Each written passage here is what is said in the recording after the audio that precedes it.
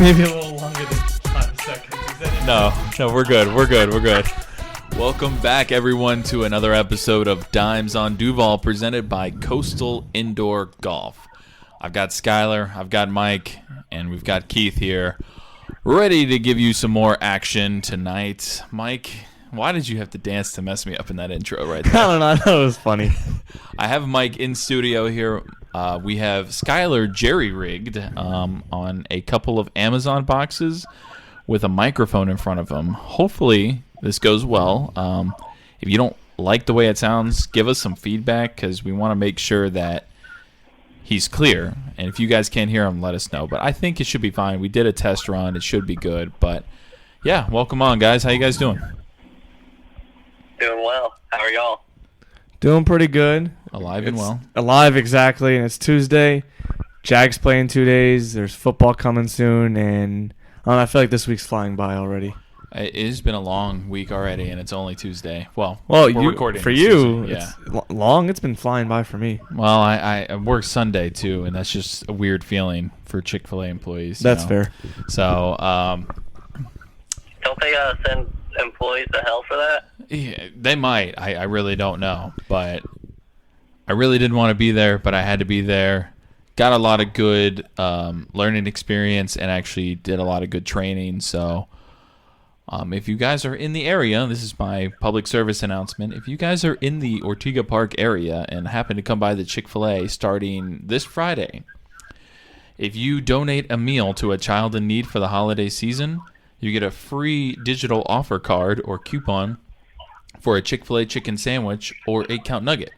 It is $6 to donate, but you are donating an entire meal to someone in need. So you can contact me or just come to the store and we can get that set up. But enough about Chick-fil-A. We've got a lot of sports to get into, mostly Jaguars, but we do have to touch on some college football. Skylar, I know you didn't watch the game, but the University of Florida just opened up in the second half against Tennessee, with the final score being 38-14. The running game is just incredible, dude. Emory Jones had 144 yards rushing. Yeah, I mean, this is how Dan Mullen likes to have an offense. It's just you can have anyone all over the field running with the ball and scoring from anywhere. Like, you can go back to his first stint at Florida as offensive coordinator. Everyone on the team could run with the ball, from Percy Harvin, Tim Tebow, Riley Cooper, Aaron Hernandez. Riley Cooper, that's one I haven't heard in a long time. One of the Pouncey brothers the ball, and they could run it down the field. Probably. The offensive line was so athletic then, too. But that's what's great about having Dan Mullen as a coach. He knows kind of how to run an offense that way. It's great to have when the past few years of Florida football prior to Mullen have just been awful. I know y'all know what I'm talking about and how you're dealing with it now kind of through Florida State. But absolutely. Yeah, even at Mississippi State, his quarterback was Dak Prescott. He had a healthy balance of running and throwing the ball with him. It's still there. You'll see it again next year, even after Emory's gone. You'll see it the year after that, after Anthony Richardson's gone, depending on who the quarterback is. But, yeah, I love just that style of offense.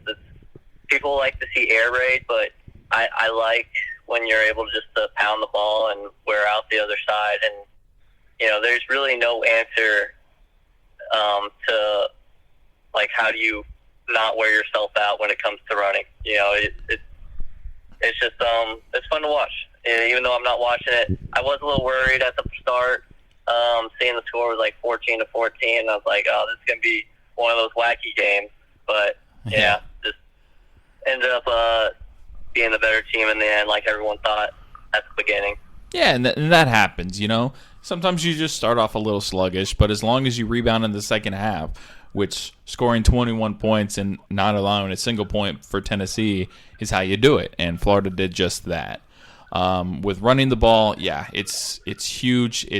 I don't remember where I was listening where somebody was talking about how when a team can get rolling, it might have been Scott and Alex on the Sports Bar pod, but when a team gets rolling and they run the ball so well that you can't even stop it. Like literally, there's no way to stop it.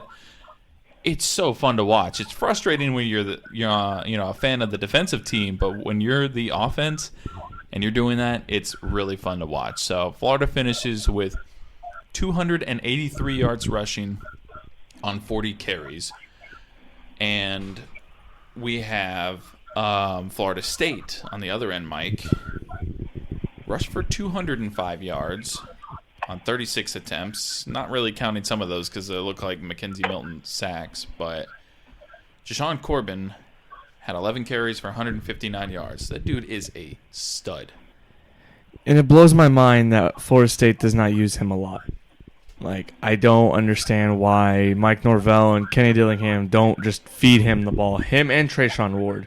And Trayshawn Ward on Saturday had 10 carries for 50 yards. And if I pull up the game against Wake Forest, I mean, sure, it wasn't a close game, but Trayshawn had 6 carries for 48. Jayshawn had 7 for 27. Not a great day for Jayshawn, but throughout the season, Jayshawn Corbin has been a beast. He dominated Notre Dame in week 1. And I believe in week 2, even against Jacksonville State, he had a good game. I don't understand why we don't give him the ball. And I'm honestly getting really tired of seeing Mackenzie Milton throw ducks out there. I don't believe Mackenzie Milton should be the quarterback of this team going forward. I believe it should be Jordan Travis if healthy. If not, that must mean the reason why Milton's still in there, it must mean that Chubba Purdy is absolutely garbage in practice. If he can't, yeah, I was gonna ask you about that actually. So because if he can't even beat out Mackenzie Milton, who looks like this, Chubba Purdy will never see the field. And that's very concerning. Now, we do have A.J. Duffy coming in. As of right now, he's verbally committed to Florida State, so hopefully he comes in, a top 5 quarterback in the nation. That's the probable starter going forward next year. But it's right now, it needs to be a run-first offense in Tallahassee going forward because it is the only form of success we've had. Our receivers stink. Even 4-year-olds could be better than these receivers. It's an embarrassment, honestly, on offense for Florida State. Yeah, it most certainly is. Hopefully they can get things figured out here real soon. And sorry to cut you off, Keith, but really pissed me off about Florida State is the fact against Louisville, we were down 31-13 at half. We were down 31-7 at one point. Mm-hmm. And then in the second half, we shut out Louisville. So I don't know if it's because Louisville quit. They said, you'll take it easy, blah, blah, blah. But it came down to the last possession for Florida State, and Mackenzie Milton, ironically, threw a terrible pick. So I don't know if it's the fact that the offense is just taking forever to get started, the defense is getting exhausted, which leads to these big leads, or is it the fact that just bad play calling to start and we just get boat raced before we can even say Florida State? Yeah, because looking on paper, I mean, the biggest red flags for Florida State is going 5 of 16 on 3rd down and 0 of 4 on 4th down. Yeah, I mean, you just can't do that. Every drive in the first half, I felt was like a 3-and-out, 3-and-out, 3-and-out, 3-and-out. I was like, we can't help our defense that way. And defense was already down 14-0 and then 17-0 or whatever the score was. But it just was embarrassing. And I kind of felt bad for the defensive players. But also the play calling on defense and the staff have got a lot of issues to fix. So, and I do believe that Norvell can get this ship right. It's just going to take another year probably to get it right. Absolutely. And, we're stuck with them. It is what it is. But speaking of fixing things and running games, the Jacksonville Jaguars fall again. I didn't start the show. I got to start. Every time we lose, I got to start the show with and whatever we are. So 0-3. Jaguars lose, unfortunately, to the lovely Cardinals of Arizona, who are 3-0. Good for them. I mean, whatever. Not good for us. But 13 points in the second quarter was nice to see, but everything else was just lackluster. I mean, James Robinson finally got some touches. He had 15 carries for 88 yards.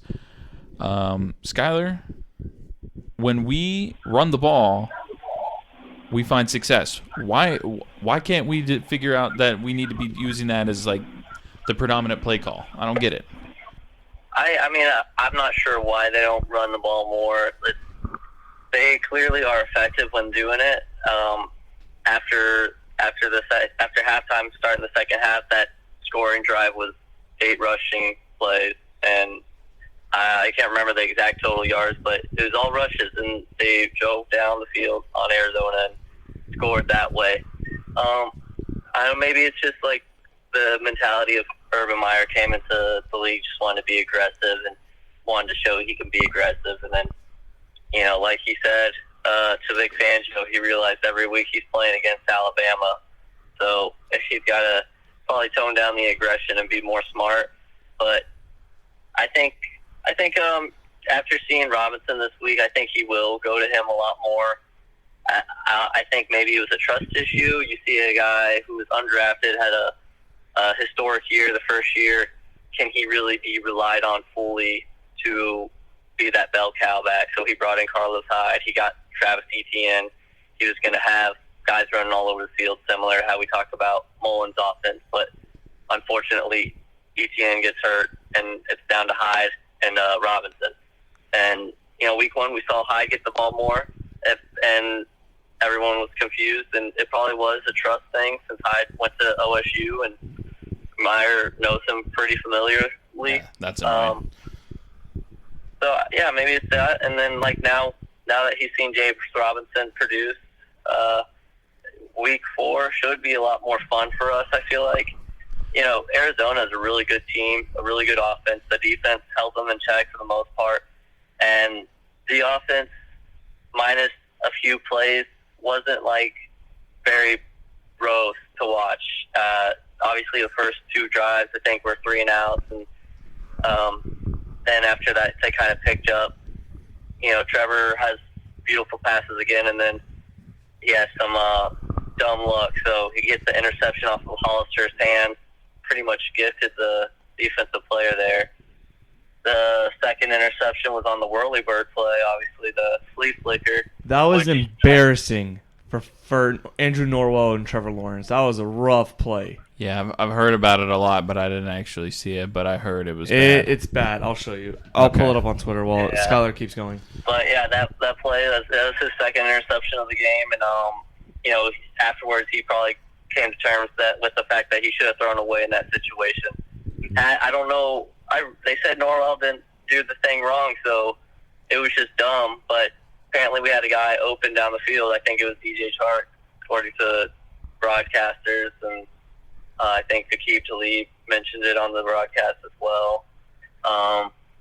So it's not necessarily a bad play call, because if we hit Chark, we score a touchdown, and we're up even bigger, and we just have all the momentum at that time. And I honestly thought after the Agnew kick return and then that drive where we ran the ball and scored again, I thought that was going to be a turning point for our offense. But we're still a young team, and we're going to still have to overcome some of these dumb mistakes, like Robinson running into Lawrence. But yeah. I mean, we'll get there. We'll get there. It was, but this week though, it wasn't overall too disappointing. Obviously, there's no moral victories, but we've seen progression each week, and the mistakes made this week was just even more just dumb luck type of mistakes. And I mean, we held a really good offense in check.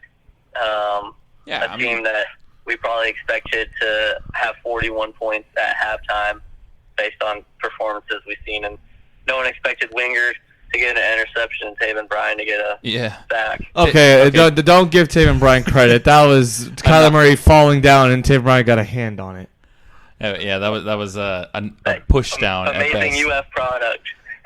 that was like kids on the playground playing tag, and he just pushed him a little too hard. And he fell down. That's not. Don't give Taven Bryan credit for that. Well, speaking of dumb penalty, well, that's not a penalty, but shoving someone to the ground, the dumb penalty that they gave Damian Wilson the play before the winger pick.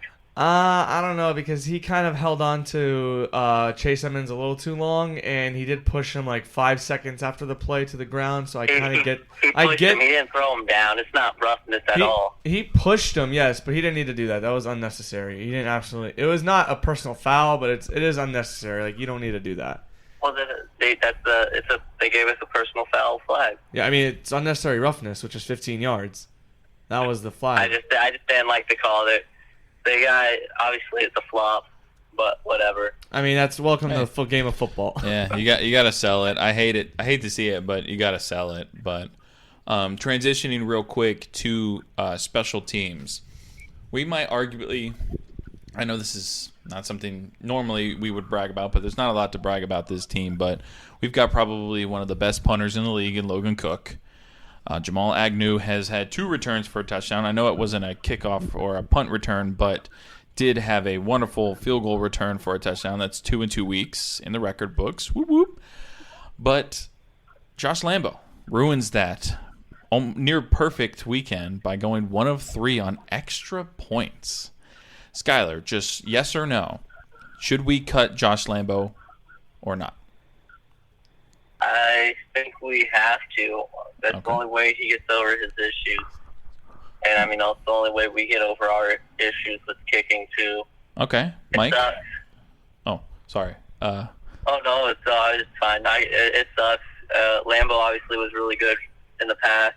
He was, before the season, he was perfect in Jacksonville, from beyond 40 yards or something like that. And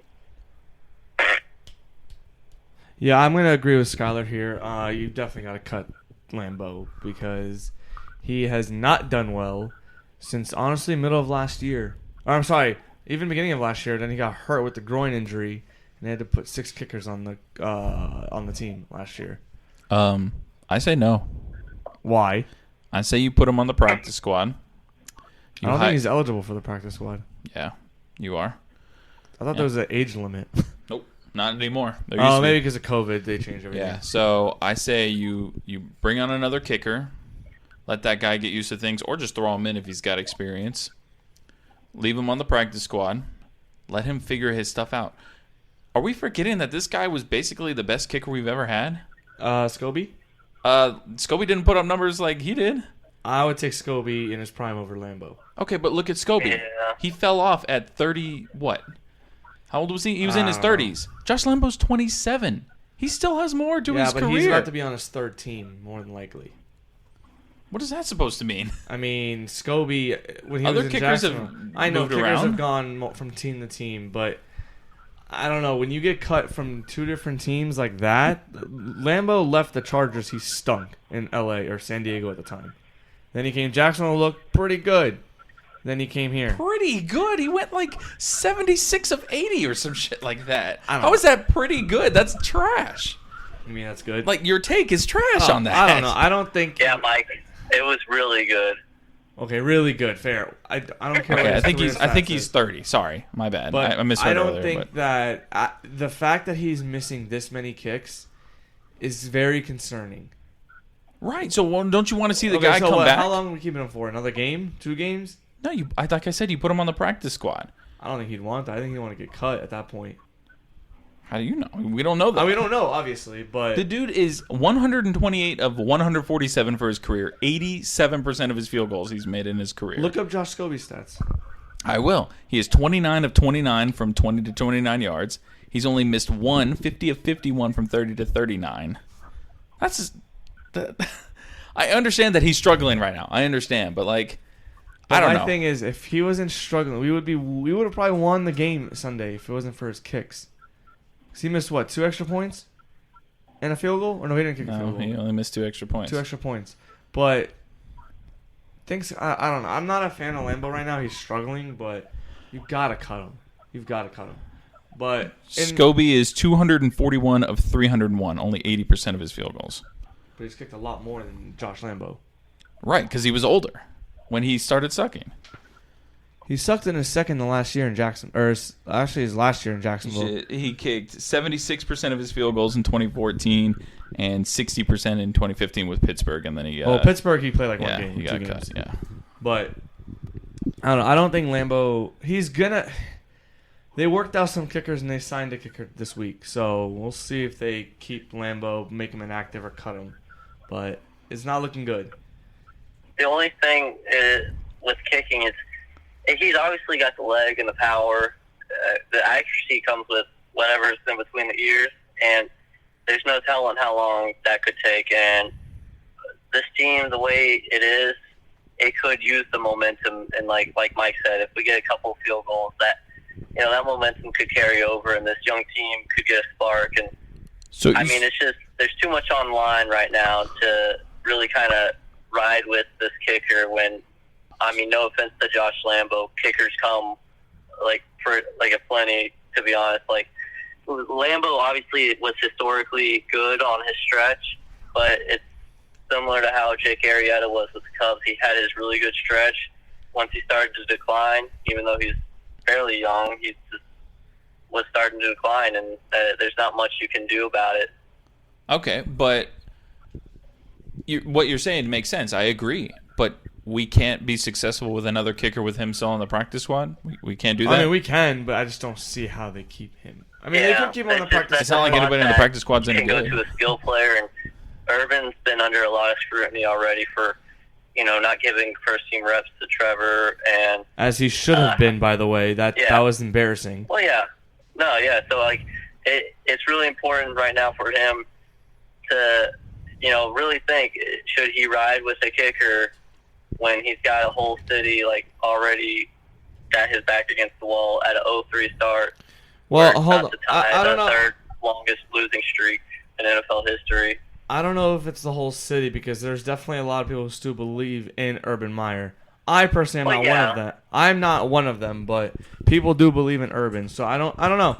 I mean, it's going to take some time for this team to get fixed. I'm not saying it won't, but I mean, from what we've seen so far, they have definitely, from game 1 to game 3, they've definitely looked a lot better and different. I give the defense credit, something I would not have been able to say 2 weeks ago. The defense showed up when they needed to. They held, granted, Kyler Murray did have over 300 yards passing, but he had no passing touchdowns. They held one of the best receivers in the NFL, in DeAndre Hopkins, to 3 catches for 21 yards. However, A.J. Green looked like prime A.J. Green. So the number 2 corner is a problem, and it doesn't help that we did trade away C.J. Henderson, but I do believe they needed to trade C.J. Henderson, because C.J. Henderson absolutely stunk it up here in Jacksonville. I was never a fan of C.J. Henderson, and we can segue to this topic, but absolutely, I think the defense deserves a little credit for getting after Kyler Murray. They forced him out of the pocket. He completed 82% of his passes, but those are all mainly short passes. There was nothing really deep. I did look at the stats. Longest pass completed was 36 yards, which the Jags are due for one of those completions. No team can hold you to max 20 yards, but I do believe that the Jags defense deserves some credit, and I do believe blame needs to go on Trevor Lawrence this week for that horrendous pick 6. Yeah. But that's tough. also due to Andrew Norwell being a complete dumbass. But yeah, well, we can talk about the C.J. Henderson real quick. Skylar, what were your thoughts when we traded C.J.? I mean, obviously it had to be done based on his attitude and the way the team reacted to it afterward. They seemed like they were happy he was gone, which is a weird situation for a guy who's only been in the league for 2 years. I mean, not even, but I don't know what the situation, obviously, but obviously it's got to be outside of football, because it just seems like he's not really into the game. It sucks because week 1 of last year he was our best cornerback, and he's had a bunch of flashes of great athleticism, and I would have loved to see him in a Jaguar uniform for longer. But if he's not going to have the passion to play football or have the energy or drive to even want to leave his house so that the coaches have to go visit him, we don't need him on our team. So yeah, and it's funny you mentioned that week 1 game last year against the Colts, because after that game, quarterbacks targeting his man, in coverage, had 113.4 passer rating over his career. And that's only in, 16, 17, 18 games? 18 games or so?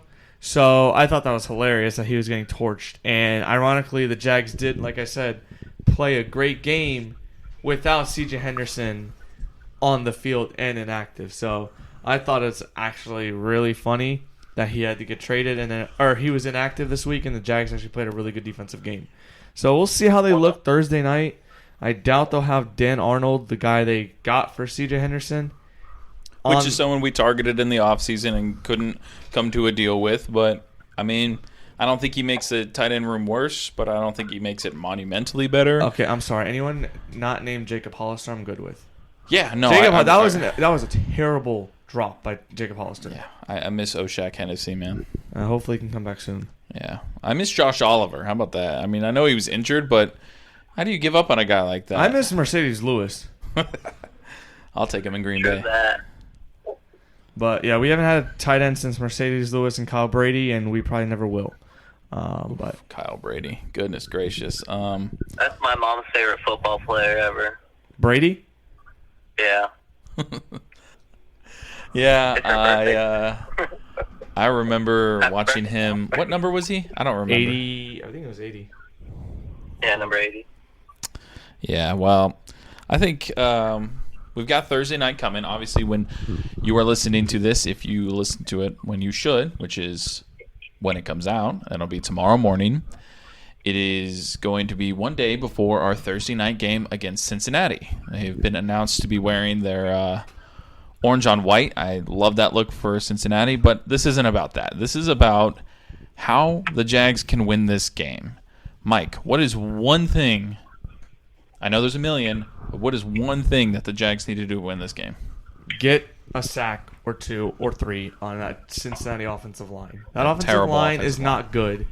They get after Joe Burrow and force him to make some bad decisions. Take a sack or even throw a pick to Shaq Griffin because he's going to be targeting his college buddy and teammate Jamar Chase. He's going to be targeting Tyler Boyd. He's going to be targeting Joe Mixon out of the backfield. Now, Joe Mixon will beat us. He always has. He always has good games against Jacksonville. But if you get after Joe Burrow, they'll force them to make bad throws, bad mistakes, and possibly cost the Bengals the game. I actually do believe the Jaguars will win this game. Nice. You So heard it here it's first. shocking coming from me, Mike, but I think the pessimistic man. I think they will win this game. It'll be close, but I do think the Jaguars will win this game, or they'll get blown out. One of the two. Yeah, you went with my key right there is to stop Joe Mixon. Joe Mixon, like you said, has had a history of doing well against the Jaguars, but he's one of those players that if he doesn't get started, he doesn't play well. And if we can limit him to not getting started, I really think that the Jaguars should be able to cruise, force some bad passes, and hopefully get a couple more picks, maybe with some of the cornerbacks. That'd be pretty cool. Skylar, what's one thing for you that the Jags need to do to win the game? Just one thing. One thing I'm going to have to agree with Mike, it's sacks, which I think will come this week. Cincinnati allowed 5 sacks in the first 2 weeks. They didn't allow any sacks against Pittsburgh, but I believe they broke a record for that. The Steelers had like 45 games in a row or something where they recorded a sack, and then they got it broken against Cincinnati, which is crazy. Yeah. I think they were without T.J. Watt and maybe another player. From what I saw, but yeah. So I think our defensive line week 1 got a ton of pressures. They just didn't sack Tyrod. Week 2, Teddy Bridgewater. He's smart with the ball. He gets rid of it, but we still got to him. I think 3 times that game, if I'm not mistaken. Last week, Taven Bryan with a lone sack, and then I think this week, we'll be a little bit more productive on the defensive line, force more errant passes, get more turnovers like we need to, and just make it easier on Trevor by running the ball. It really shouldn't be too complicated, but we're the Jaguars. We like to complicate things, but Amen. This is based on their performance last week. Arizona's a really tough team, and they made some mistakes. Like Jacksonville made mistakes that shot themselves in the foot. If they don't make mistakes, this is a game that they should win. Like if they play how they did last week or just on Sunday. Obviously, it's a quick turnaround, so we'll have to see how they respond to that. It's a quick turnaround for Cincinnati too, but they're at home, so it'll be good to see Joe Burrow play against Trevor Lawrence again, but this time at a pro stage. Yeah, and honestly, the Bengals could be looking forward to their next game. And they're coming off beating their division rival, the Steelers. They played Steelers last week. They played the Jags on Thursday. and then they play the Green Bay Packers the following week. So they could be looking ahead to Green Bay because now they're 2-1. They're feeling good about themselves. First division win against Pittsburgh, and I feel it. What feels like 30 years, but I do believe that the Jaguars will win this game.